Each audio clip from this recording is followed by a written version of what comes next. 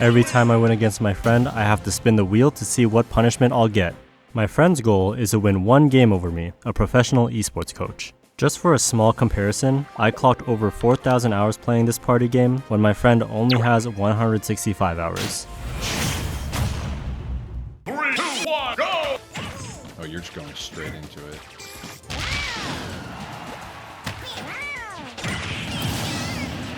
Game 1 easily goes into my favor. My friend did get a cheeky drag down edgeguard on me, The move. so of course I had to respond with my own silly edgeguard. Dude, that's crazy. The first wheel felt kind and graced me with free parking, which means no punishment going to Game 2. Game 2 I felt like going puff for fun, and it ends pretty quickly with a couple SDs. The first punishment is to reduce the screen size by 20%, which might not seem bad at first, but modifiers stack over time, and my eyes are not good.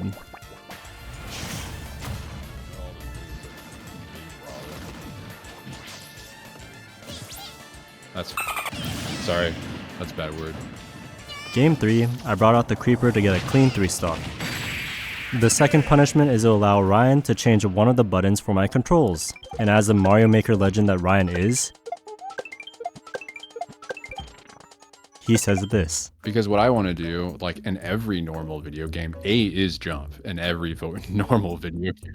I mean, that was the first thing that was wrong with this game when everyone picked up this game.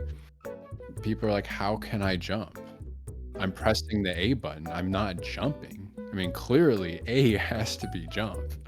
So now on to Game 4. I still feel pretty confident about winning without an attack button. And of course, I have to go Mr. Jumpman Mario to get full value from these new controls.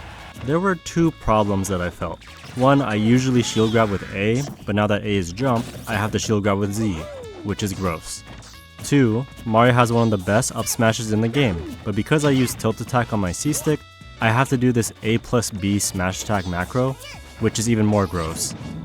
Hey, it's me, Kuya Kyle, editing the video. I got something wrong here. It's not A plus B smash attack macro, it's an attack plus special smash attack macro. And because of that, because I had A to jump, I can't even do a smash attacks if I have A to jump. So the macro is worthless to me right now. Back to the video. Luckily, I can rely on doing C-stick aerials to win with back air.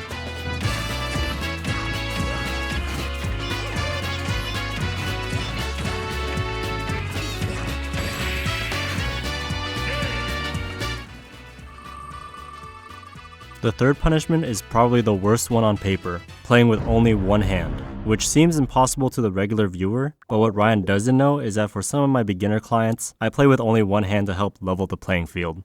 Game 5, introducing the hand cam, and we're going back to Yoshi because that's my main for one hand. So a couple small strategies that I had to use is that I have to fully change my grip when I want to shield, and rely heavily on high knockback moves like back air and down B to clean up stocks. And by the way, I had to change my grip again if I wanted to use any special move. And although this is the first game where I was brought down to my last stock, I managed to land a up tilt up air combo by using the palm of my hand. Like literally the palm part. The next punishment was just a 50% damage handicap, which makes it easier to KO me.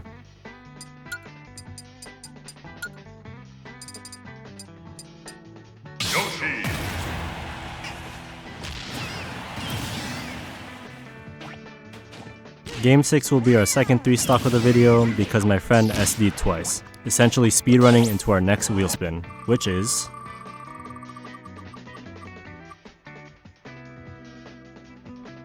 another button change.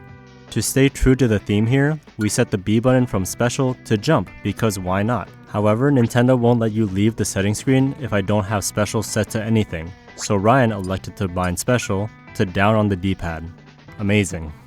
Game 7, now with face buttons all for jumping, a 50% damage handicap, an 80% screen, and playing exclusively with one hand, we head to Town and City where dreams are made.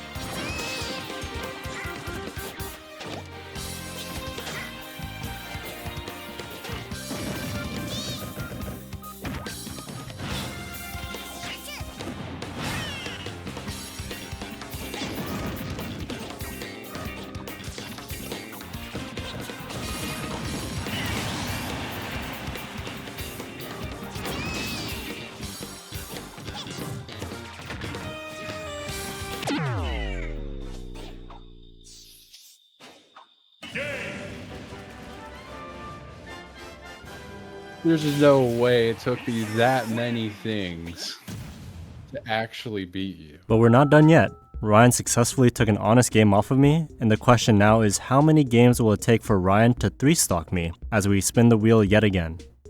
The next punishment is more of a modifier by turning Final Smash meter on, which at this point is a free stock if Ryan can land his Final Smash on me due to the 50% handicap.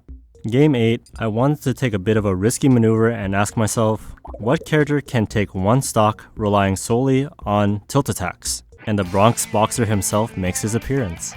If Lil Mac can make it in New York, he can make it anywhere, including just 1 stock in this silly video.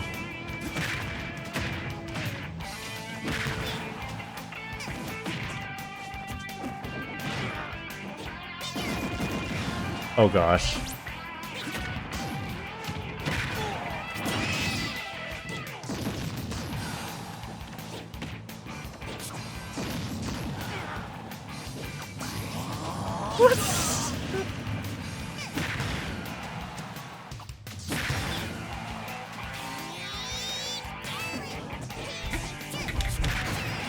There we go. There we go. Yeah.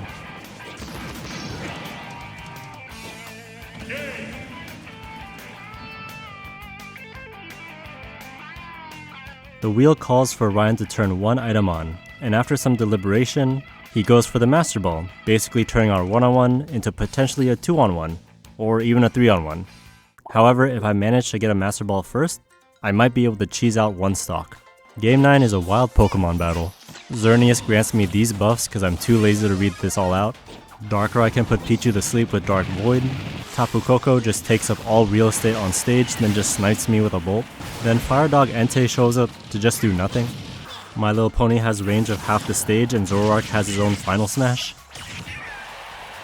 And although I managed to get a stock with down B, Kyogre just comes in to edgeguard me to finish game 9, but not in a 3-stock fashion. Punishment number 8 is now random only, which means Yoshi will no longer carry me for the rest of this video. Game 10 graces me with the fastest character, Sonic. However, because my special move is on the D-pad, I couldn't easily spam spin dashes and homing attacks. Luckily, I got Xerneas again. Remember all those multipliers that I get? I quickly stopped the 3-stock from happening, but a lot of funny moments happen in the game, such as Palkia breaking both of our brains. What is going on? This helps none of us. I don't know what's going on. And Zoroark and Moltres hitting a doubles combo God, on I me. did not feel this. Wait, no, what?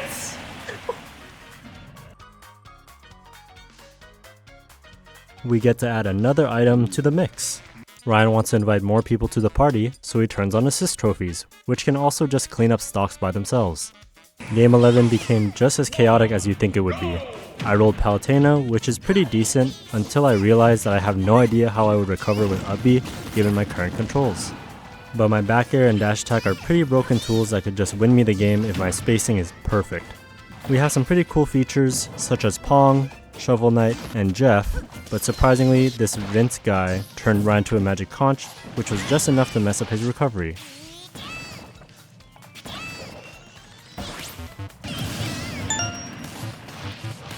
I brought the game down to 1 stock apiece, but I didn't think the Swamp would do 30% and just destroy me.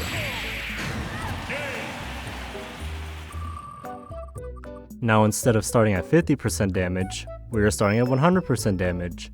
Hopefully for this next game, I randomly get a heavier character like Bowser or King K. Rool, so I could take a couple extra hits. And of course we get one of the lightest characters in the game. Thankfully, Ryan was so invested in what Pokemon that he'll get that he forgot to shield my dash attack to net me 1 stock. For this next one, Ryan wanted to pick the chickens just cause he thought they were funny. Game 13, and I got Daisy, which is pretty helpful due to her float ability, and half of my buttons are set to jump. I get pretty lucky with my assist trophy being a complete masher and being able to take 1 stock for me.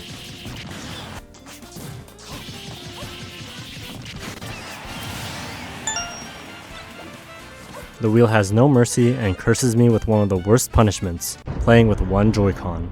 Now because we're swapping controllers, the 2 button change modifiers are null and void, but I still have to play with only 1 hand. With the Joy-Con connected, we move on to game 14.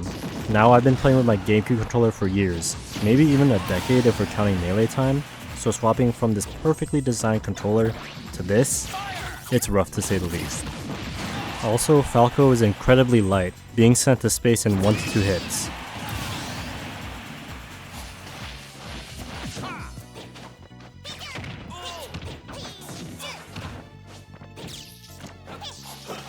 So after all of these modifiers, and as Vince turns Falco into another bird,